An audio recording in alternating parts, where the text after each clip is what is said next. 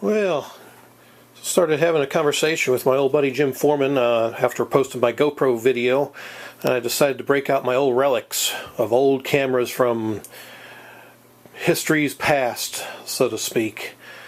Yeah, this was one that my wife picked up back in 2007 before we went on our cruise, my birthday cruise, which is in my playlist on the bottom of my homepage. And yeah, she bought that as a surprise birthday gift. I kind of wish she didn't, because yeah, I wasn't a big fan of this camera. I mean, it uses these little mini DVs, cassettes, you know, a little 60-minute. I mean they're okay, but again, you know, 4x3 format. Sometimes the tapes would get stuck in this thing. You know, that's typical, just like your VCRs and all that. My favorite camera, which we got way back, I think 2001, 2002, somewhere around there. This is the Sharp, what is it? Hi-Fi, yeah, VLA110. And I don't even think this thing is charged, because usually when you open it, if I can do it, there we go. Yeah, the tape would kick out, but yeah, this thing's completely dead because it's been sitting on my shelf for few years now. And the very first camera, this is a piece of history here, the Kodavision Camcorder 2400 series 2000. This my parents got back in the 80s. I mean, we're talking like early to mid 80s. I don't know if there's a date code anywhere on here. Got Eastman Kodak Company, Rochester, New York. 1985, right there. The old nameplate. Yep, March 1985. Yeah, I used to use this more than my parents, recording, you know, home videos and stuff like that. And yeah, I mean, this thing, I mean, it actually fired up when you know, the battery, of course, this is the battery, the KV100, and this is the external charger that came with it. So, you know, it would go only one way, and that's not it. Or is it? Yeah, it'll go in like that. And this is the AC-DC converter charger. So, yeah, if your battery was dead, then you just hook up this really long cord and hope you had enough, you know, cable to record what you were wanting to. And trying to get this thing set here. I've kept the cover on, but yeah, this thing is filthy. It's just been sitting in storage, you know, been sitting on my shelf. Probably a good cleaning, you know, it's going to take a real good cleaning. The microphone, yeah, that's not in great shape. Used to have a sponge over it, but it's since dry rotted off. The battery would go in this little door here. You open that up, and that's where the battery would go. So, yeah, I think it would go in. Get the little thing out of the way. Yeah, try and do this with one hand. Alright, it goes in like that. And then, yep, just close the door. Of course, it wouldn't snap, I don't think. Maybe it did. It's not now. Yep, there it is. Okay. And then twist it open to get the battery out and just pull the little flap. But yeah, like I said, this battery is shot. Yeah, they don't even make replacements that I'm aware of. And again, yeah, 1985. Here it is, 2016, so we're talking 31 years old. So, yeah. But, yep, this was our original camcorder for back in the day. Kodavision, autofocus, and yeah, you have to wear this thing on your shoulder basically, you know, just to record. And I think, yeah, this is where the light used to go. I don't know what happened to it, because there's an external light that you could mount for night shots. I'm trying to think what else to talk about on this. Yeah, it's 8mm. Since it's not working, I can't get that open. I have to plug it in and all that. Let's see, I might go ahead and try to do that. I don't want to unravel this whole mess, but yeah, this is the AC-DC converter. Yeah, let me go ahead and connect it up. I'll see if I can at least get this thing open. I know I've tried playing tapes on it, and yeah, they're real grainy. This thing needs a serious head cleaning. But yeah, let me plug this up and see if I can get it to fire up. Well, there it is. It's got a power light, so that's good. Watching TV selection or camcorder, off and on for the power switch. So yeah, see the battery's in there and it's not even charging, so yeah, the battery is pretty much shot. In fact, I'll go ahead and take it out. Don't need it in there. But yeah, it's got all the audio and video. Of course, everything was in mono back then, and you'd have to get the Y splitters for left and right channels. And I think, yeah, got a couple of them right here. So yeah, if you wanted out, that's pretty much how you do it. You just have the single in, and then Y split them out. You know, for actually video you'd only need one, but yeah, audio you need a Y splitter for left and right channels. So yeah, that was technology back in the day. Channel 3 and Channel 4, of course, I remember those days. The old VCRs, you had to dial in the channels if you wanted to record stuff. Yeah, back then, that was when I was into recording a lot, you know, like I'd show reruns of Buck Rogers and stuff like that. So being a kid, I try to record what I could, and you know, didn't have timers. I mean, the timers didn't work real well back then. And anyway, let's see, what else has this thing got? Push to focus, manual or auto. Yeah, positive and negative. Okay. Yeah, I forgot what those buttons were for. Fade on, fade off for videos. Let's see, backlight. Yeah, that's where the light would mount up on top here. The manual focus. Alright, let me see. Let me plug this in real quick. Alright, there you go. When the battery was dead, this is what we had to do. We had this big long cable.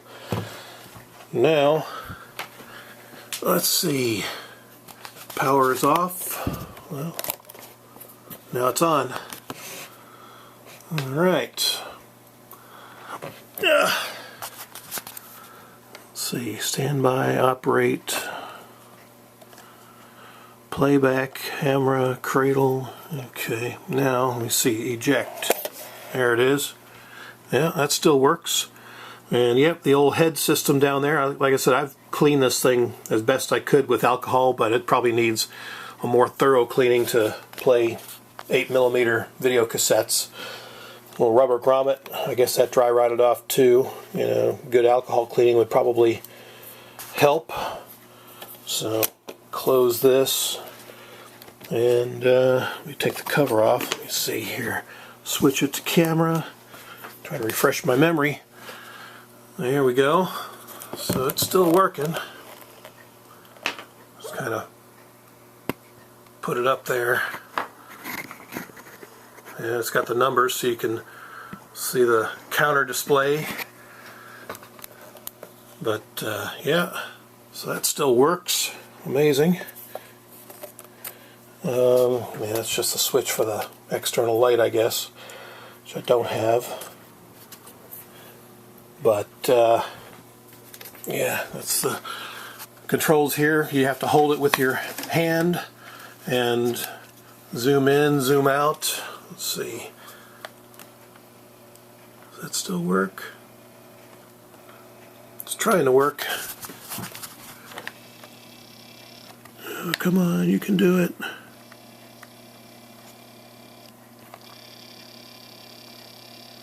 Yeah, it's trying. It's not moved in a while.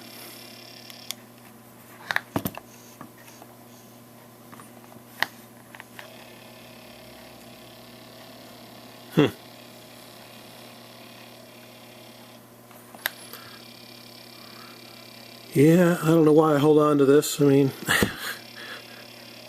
it's a piece of history, especially family history. And basically my parents gave it to me, you know, years ago, because again, they don't use it. They got something else, and it's more like another 8mm style. They haven't even moved up to HD cameras themselves, and they've pretty much stopped recording. They don't really enjoy it, I guess, like I do. But yeah, so this is the very first camcorder we ever had, and still have it. And yeah, tripod mount. I don't even think we had a tripod for it. We may have, but I don't remember it. But yeah, they had the 8mm version, and I think the VCR size version where you could actually record direct to VCR tape. And I don't know, there was discussion about getting that, but I guess they thought back then that, you know, things were going to get more compact, and in a sense they did, but they went, you know, from VCR tape to 8mm, and then 8mm to mini DVs, and then on to DVDs, and now we're down to flash cards, little, you know, well, let's see, 2 gig, which was big deal. Now we're up to 8, 16, 32 gig SanDisk flash cards. Yeah, technology advancing faster than we can keep up, it seems. But yeah, so this is pretty much my old collection. Still sits here. I think this is probably the same date somewhere, 1985. I mean, we bought it at the same time, so it has to be. Converter charger, Eastman Kodak. Yeah, that was when Kodak was big. You know, bigger. I think it was actually bigger than some of the Japanese companies back then. That was the big thing, you know, Kodak, and then I think Samsung. I think Canon was up there with them. Yeah, I can't really remember the whole history of cameras and camcorders and all that, but I can't remember what my parents paid for this. You know, it's moving on its own now, automatic. Huh. Yep. Moves when it wants to, I guess. I don't know.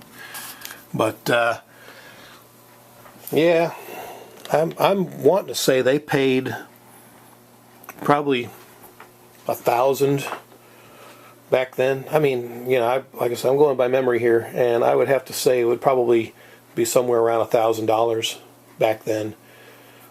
Maybe more. I can't recall. I don't think they remember either. But yeah, that was state of the art back in 1985, and yeah, I enjoyed using it for the 3 years before I wound up going in the Navy, because we recorded, you know, trips and vacations and stuff like that, and on the old 8mm cassettes. But yeah, this one's since been retired. You know, like I told my wife, I wish she wouldn't have bought this, because this one worked just fine, and I prefer it much better, because I mentioned, I think talking with Jim, that I mean, this one I could just put it around my neck, you know, and walk around just easier instead of having to hold something in your hand constantly.